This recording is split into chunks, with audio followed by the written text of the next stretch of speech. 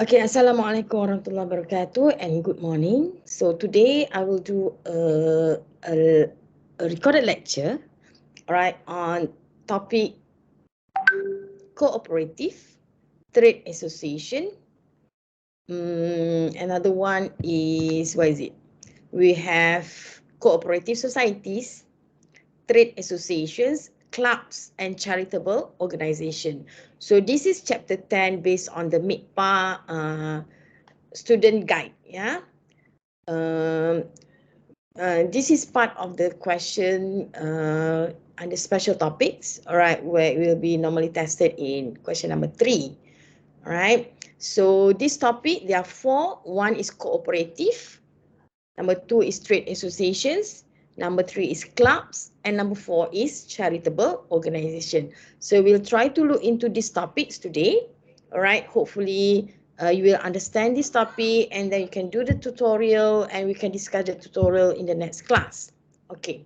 So number 1 is that when we go into this chapter 10, right, this topic, the principle of mutuality is the guiding principle. What it says is that, what is principle of mutuality? It says that no man can trade with himself. He cannot make taxable profit by dealing with himself.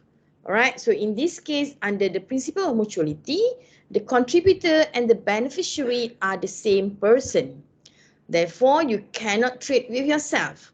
So, under principle of mutuality, surplus generated from members' fund is not an income. And if it's not an income, therefore, it is not taxable. All right. So let's go into the first one, which is a cooperative societies. All right. So under definition, this one, okay, this is my notes. All right, actually prepared by Dr. Salwa. All right, I add on a bit only. All right, but all these thing is actually extracted from your CSG, right? The student study guide. Right, the first one is the cooperative societies. So it is an unincorporated body of persons. So if you look into initially, when you look into the definition of persons, all right, persons who are chargeable to tax includes unincorporated body of person. So an example of an unincorporated body of person is a cooperative society. Yeah. So we have a public ruling number 9 2011. Again, whenever you have public ruling, you can always refer that, go back to your lembaga hasil or hasil.gov. All right, look into the public ruling number 9 and 2011. That will give you a lot of examples on this topic. All right. And for cooperative society, take note that the principle of mutuality is not applicable. All right, so it means that whenever you have a business with your members, that is taxable. All right, if you apply principle of mutuality, transaction with members are not taxable. But if it's not applicable, then transaction with members is taxable. All right, for society cooperative, they can also have a non-31st December year end. So you can have society 31st year end, 31st December or 30th of June. All right, so that is allowed under the law. And the tax rate, all right, if the cooperative is chargeable to tax, all right, the tax rate will be based on the scale rates. But the scale rates is prepared specifically for the co-op society. All right, so it's not, don't refer to the scale rate of individual resident, but refer to the scale rate for co-op society. So normally, of course, it's an open book, so you can always refer to the table or the scale rate for co-op society. So what about the tax treatment for cooperative? All right, as I mentioned, because the principle of mutuality is not applicable, therefore income from mutual activities and transaction with your members are taxable. For example, membership fees received from the members are also taxable. All right. However, all right, the tax treatment for cooperative for the first 5 years of incorporation, all right, they are given full tax exemption. So they don't have to pay any tax on the income received in the first 5 years. However, after 5 years, all right, the cooperative will continue to be exempted if the members fund is less than 750,000 ringgit. All right. So what is a members fund? So later we look into that. But So again, if their members fund is less than 750,000 ringgit, then the income is exempted. However, if the members fund is more than 750,000, then it will be taxable. So what do you mean by members fund here? So let's look into your tab. Hold on, where is it? Okay, members fund. So what is a members fund? Cooperative society. So in your CSG, your members fund here. All right, members fund refers to the aggregate of, so in totality. All right, number one is the paid up capital in respect of shares and subscription, excluding bonus shares issued out of capital reserve created by revaluation of fixed asset. So the first one is your paid up shares capital. Yeah. Number two is that when you have statutory reserve fund or reserve, all right, again, it's a capital reserve created by revaluation of fixed asset and provision of for depreciation, renewal or replacement and diminution in value of assets. So normally we only look into the reserve fund. Yeah. A balance of shares in premium account, excluding any from the issuing of bonus shares at premium out of capital reserve created by revaluation of fixed asset, as well as finally is the balance of profit and loss appropriation account. So normally question will give you the balances of this fund, all right, and then you have to decide how much is the members fund at the beginning of the year, because the law says that, all right, when your members fund is less than 750,000. So let's go for more detail. How do it says that is less than 750? So the benchmark is for the audit is less than 7.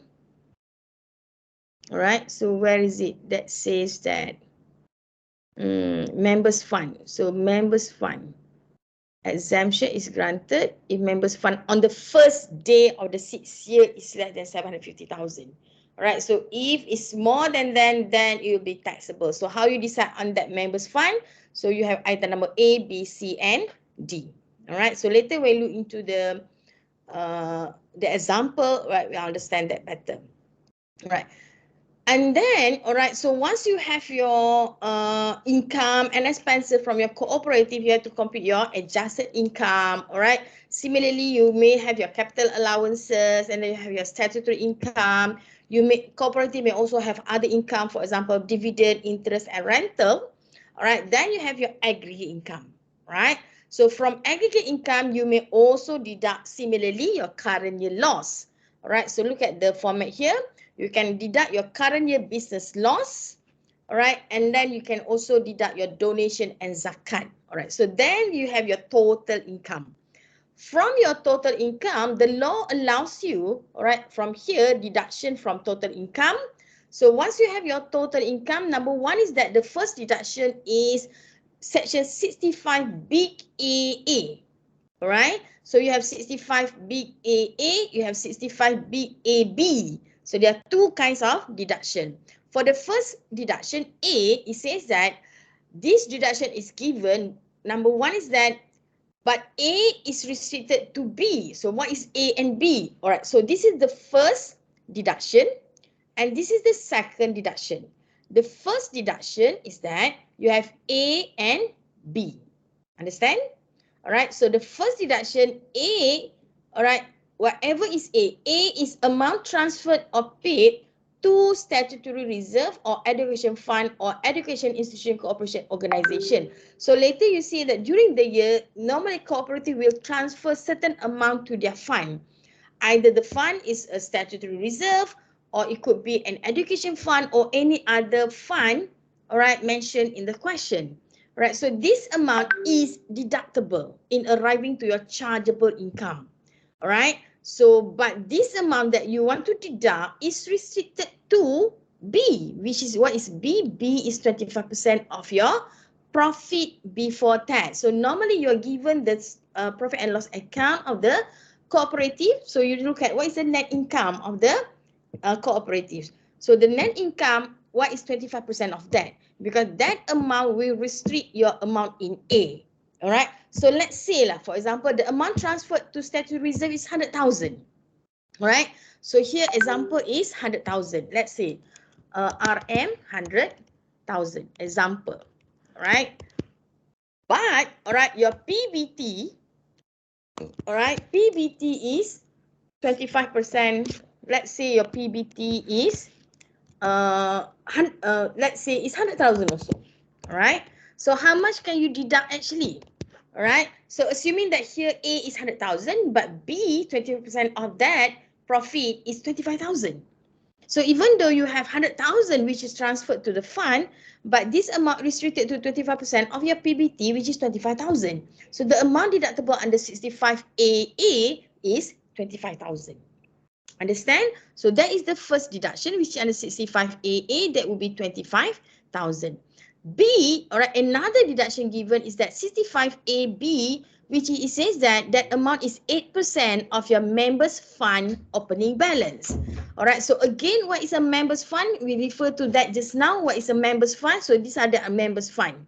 Yeah, so what is the opening balance of the members fund at the beginning of the year? So you take 8% of that. All right, so you have to identify which one is the members fund, which one is the non-members fund. Members fund, 8% of that is given as a deduction in arriving to your chargeable income. All right, so that is the computation for a cooperative. All right, cooperative society. So again, status normal from your given your sometimes you are given the statement of profit and loss. All right, net income. So do adjusted income. Do some adjustment in arriving to your adjusted income, minus capital allowance, then you have your statutory income. You may have losses brought forward, similar, all right, similar formula, then plus your other income. All right, for example, your rental, all right, dividend is exempted, and then interest as well, all right, interest income. From there, you have your aggregate income minus your current year business loss, minus donation and zakat, you come to your total income. From total income, then you give deduction 65AA and 65AB. There you come to your chargeable income. Coming to your chargeable income, compute what is your tax rate, what is your tax liability based on the cooperative, what do you call that? The scale rates for cooperative society. All right, so that is just the first topic A. So how much time do we take? All right, about 50 minutes. Not bad, not bad. Okay. All right, so let's look at the example in your CSG. All right, this is the example. All right, question under section 65A. Sunny Cooperative Society, which was registered in 2001, operates a mini market for its members.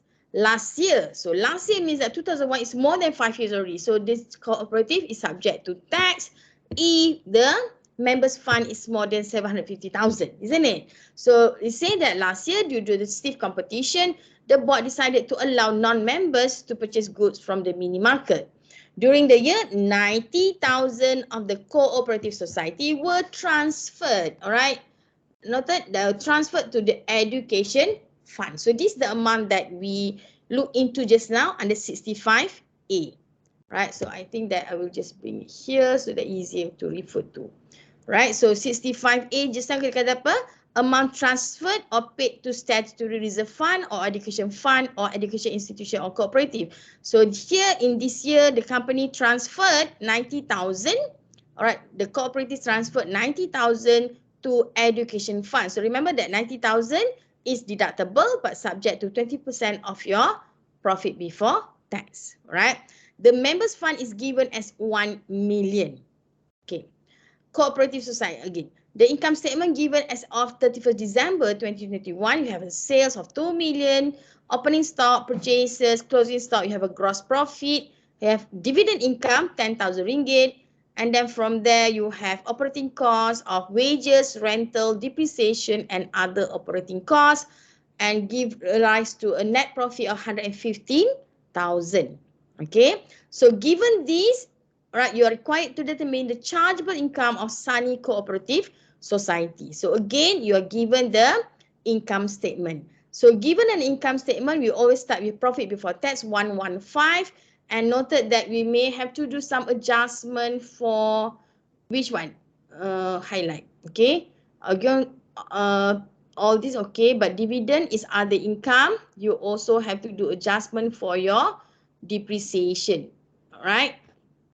Okay, So looking at that, starting from 115,000, you minus your dividend because that is section income under section 4C. Take it out, minus 10,000, but then you have to add back your depreciation because that is non-allowable expense. So 115 minus 10 plus 25, you have an adjusted income of 130,000. 130,000, this is your adjusted income. However, remember that you have to add other income, which is dividend. All right, but dividend is, where is dividend? I think that is mentioned somewhere here that dividend is exempted. Yeah. Co-op mana? I saw somewhere mentioned that dividend is exempted for a cooperative. That's straight. All right, distribution of the dividend, all right, distributed to members are exempt from tax. So this one is distribution. So members who are the cooperative members who receive dividend from a society, to the members tax dividend is exempted. But to the, in this case, you receive, the cooperative receive dividend. But this dividend again is a tax, not tax exempt, but it's a final dividend. So it's not brought into the computation. All right. So your adjusted income, there's no losses, there's no approved donation.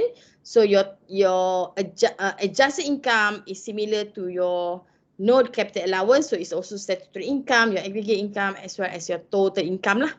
All right. So your total income 130,000. Then you minus your what? One is the 60. Section berapa tadi? 65AA. So 65AA, what is 65AA?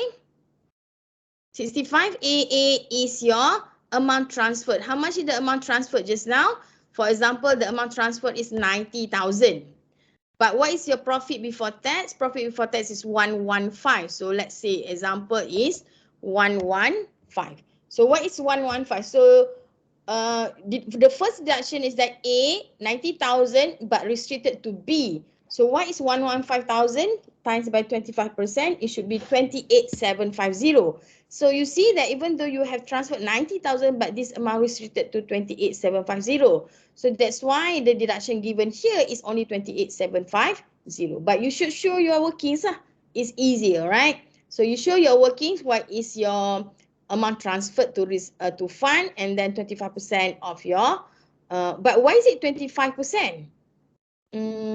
Tax rate, is it 25%? The law says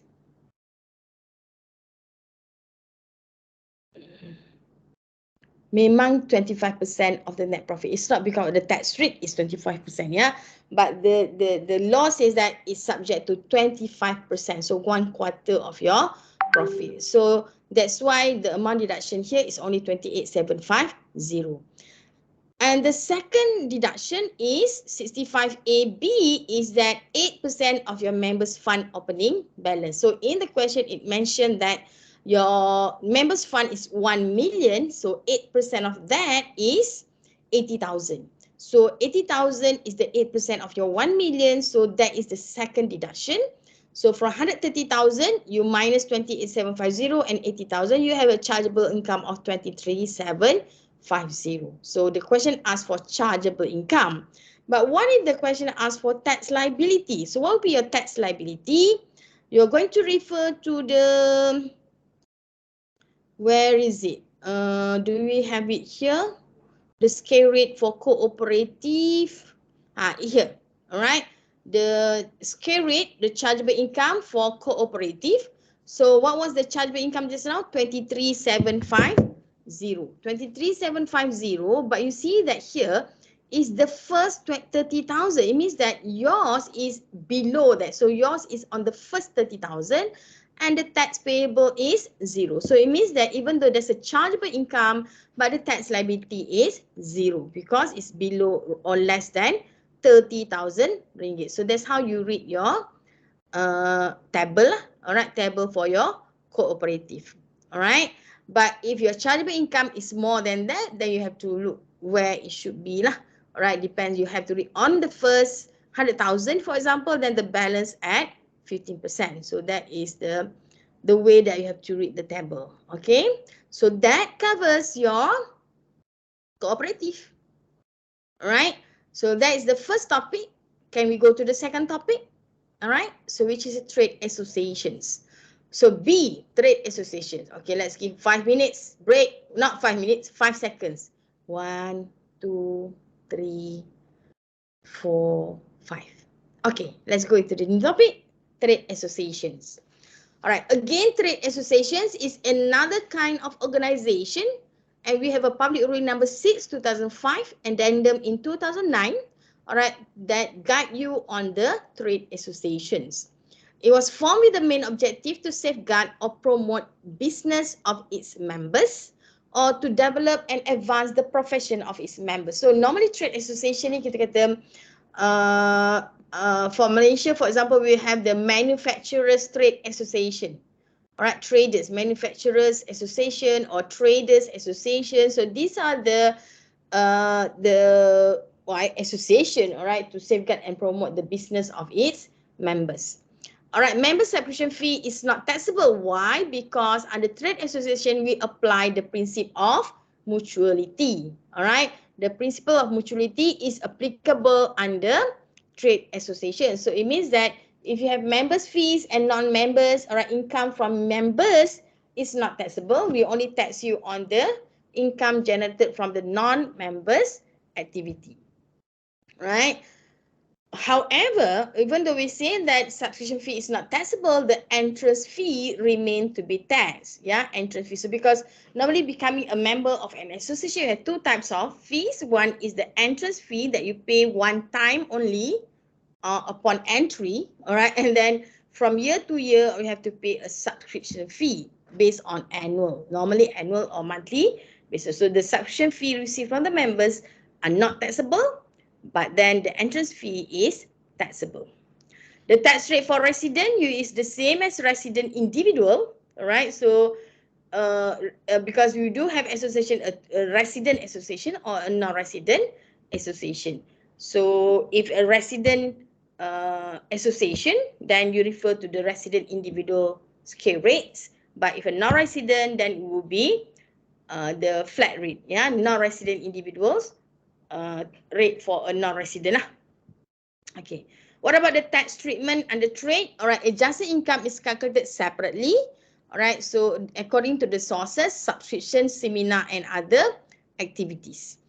Even though we say that we do not tax income from the members, all right, subscription, but we still have to compute that income because later we have to apportion the expenses and the capital allowance based on the type of income. Common expenses and capital allowance are allocated based on gross income. So you have income from members, income from non-members, so you have a gross income. So when you want to apportion your expenses and capital allowance, it has to be based on the apportionment of the gross income. Statutory income from member subscription is exempted. So even you still have to do compute that, but it's exempted. So look at the format for trade association. From the members, you have gross income, for example, the subscription fees, minus any expenditure incurred directly, all right, for the purpose of the members. And then you also have common expenses. Again, common expenses are expenses that we commonly use, all right, but we divide the expenses between members and non-members. Yeah. Then you have your adjusted income, again minus capital allowance. If capital allowance is a common one, then you have to apportion between members and non-members. Right, statutory income from members, but in this case, you still have to compute, but then this amount is exempted. All right, so again, you have to look into the gross income. So let me highlight you that this is the basis of your apportionment, gross income and gross income. Apa tak jadi ya? Okay, gross income from members and gross income from non-members. So you add together, you have a total income from the members and non-members. So this is used as the apportionment between your common expenses here, all right, and then your common or capital allowance, all right.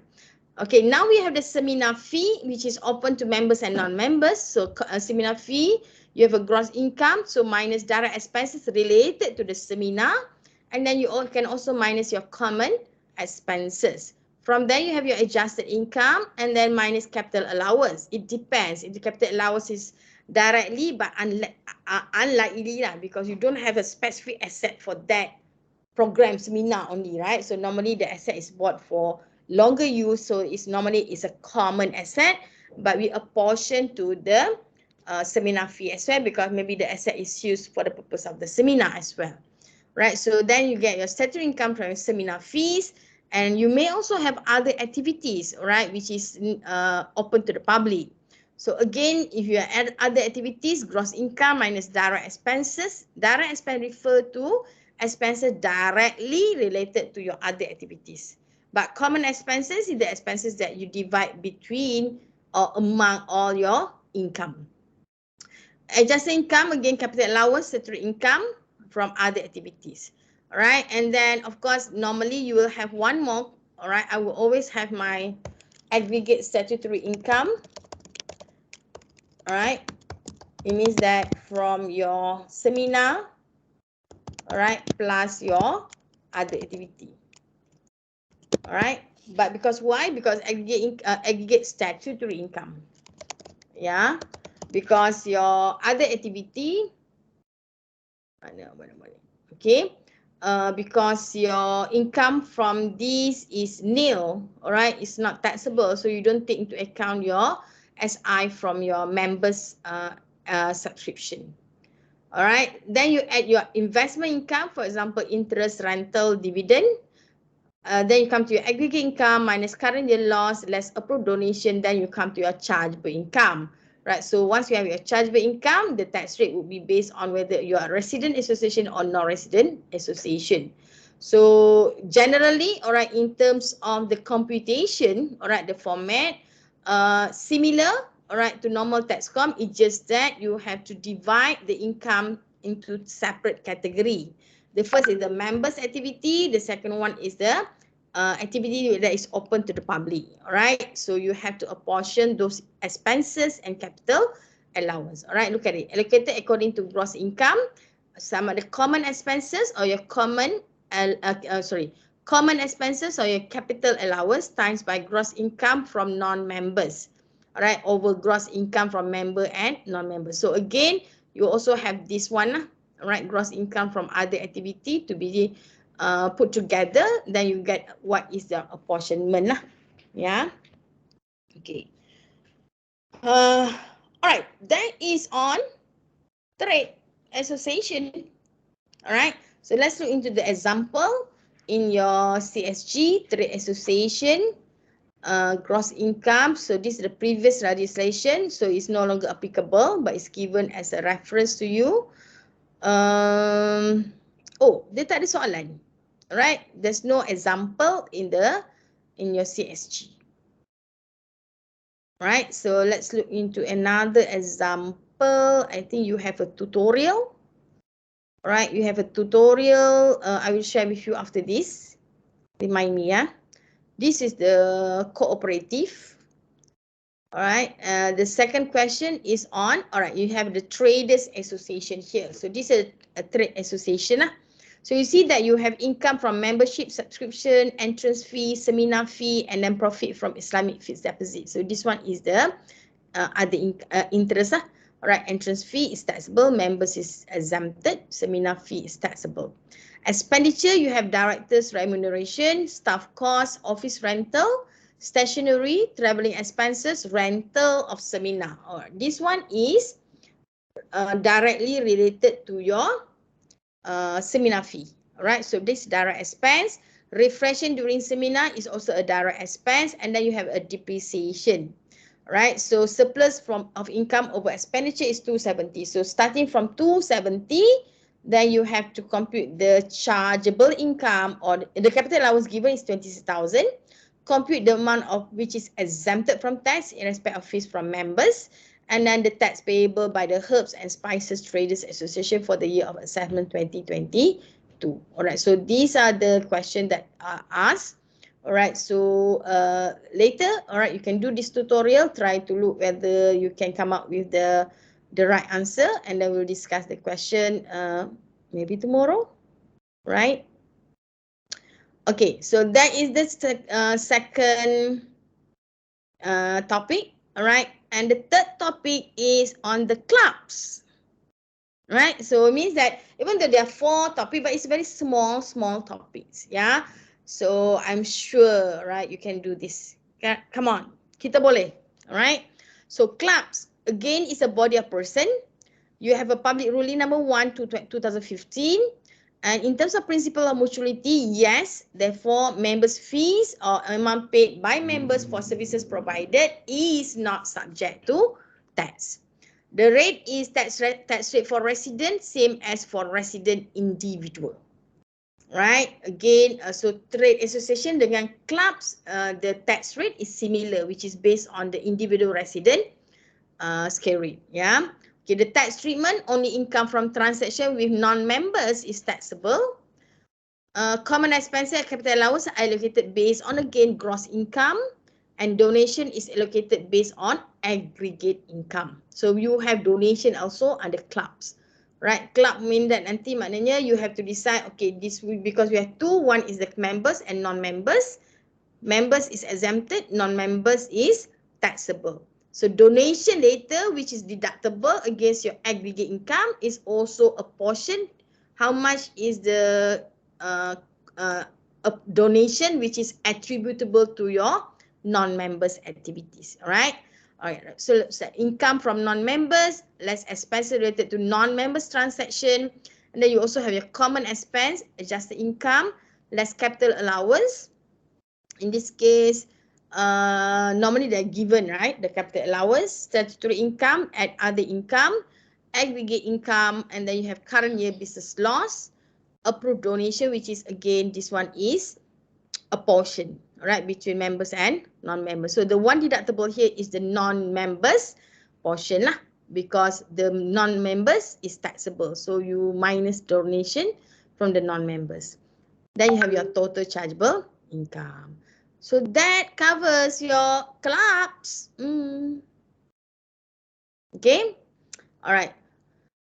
1, 2, 3, 4, 5. Okay, last topic, charitable organization. Okay, charitable organization, we have para 13 of the schedule 6 that says that whenever nampak schedule 6, all right, this schedule 6 of the ITA, normally this one is on the exemption.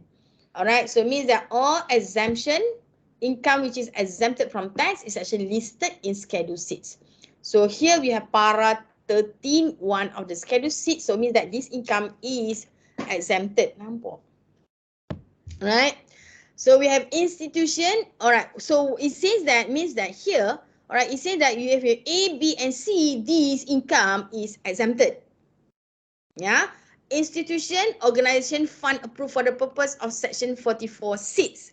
So remember that when you do company tax com, all right, we have approved donation, mean that donation made to company A, which is an approved institute. Right, so what happened to the donor? The donor can claim the deduction as an allowable expense, all right, against your aggregate income. So that amount is deductible. But to the company that received the donation, in this case is the charitable organization or the approved institute, all right, the donation that they receive is exempted from tax, all right? So they don't have to pay tax on the donation they receive from the public. Okay, so again, so that is charitable organization. The first one, no tax, right? They don't have to pay tax on the income. The second group is that religious institution or organization exclusive for religious worship or advancement of religion. So for example, you do have, for example, donation made to masjid, donation made to church, for example, for non-Muslim, all right? So any donation made to religious institution, all right? So to the religious institution, whatever amount that they receive, for example, masjid, kan, every week they receive thousands, right? Especially on Friday, right, after Jumaat prayer or before. So the amount they receive is non-taxable or is exempted from tax. And the third one is that religious authority or body or public university, all right, in respect of wakaf or endowment received for the purpose of section 44(11)(d). So this one is the most recent, all right, the the change of tax law or the additional tax exemption given, all right, if you make a wakaf or endowment to religious authority. Again, to the donor, you can get deduction, but to the company or the religious authority or the public university that receive wakaf, all right, this amount is non-taxable. All right. So in terms of the tax treatment for charitable organization, the tax treatment is that for charitable institution A, all right, all income is exempted, provided that more than 50% of the income is used solely for charitable purpose or other charitable objects. All right. So how do you ensure that this 50% of the income received by the organization is actually channeled for charitable purpose? Of course, through audit lah. That is the only way that we can check on that. Yeah.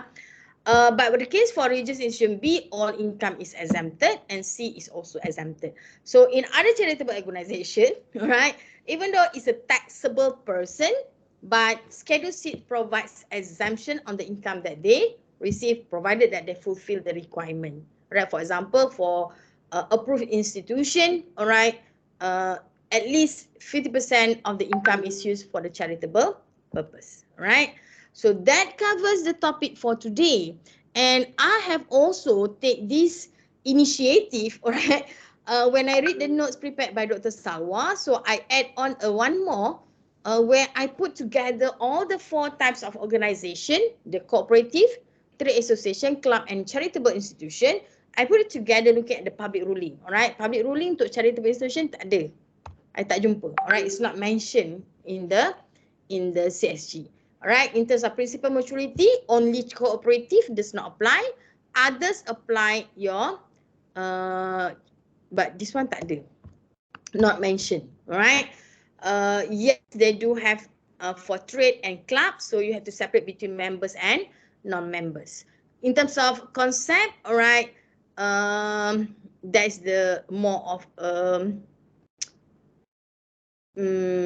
how I say, the definition, all that fall into this concept lah. And then we have the tax rate and then the tax treatment. Right, I put that as a summary so that you can see the differences or the similarity between these 4 types of organization. Right, and so once we have settled this topic, all right, so it only take me about 40 minutes to cover for this topic. So you have question number 3 that look into non-profit organization. Non-profit organization fall under charitable kot. Yeah, charitable organization. But here, if question number 3, activity among cat lovers in Malaysia. So dia jatuh dalam mana? It's not a trade association. It's not clubs. It could be club. Alright, club. Could it be club? Alright. To improve education and awareness among the public, particularly in Malaysia. So it's not charitable. Right, charitable tu dia tak masuk into charitable, so dia jatuh dalam clubs lah. Right, kalau charitable ni more on, right, the donation, all that, yeah. So I would say it's a club.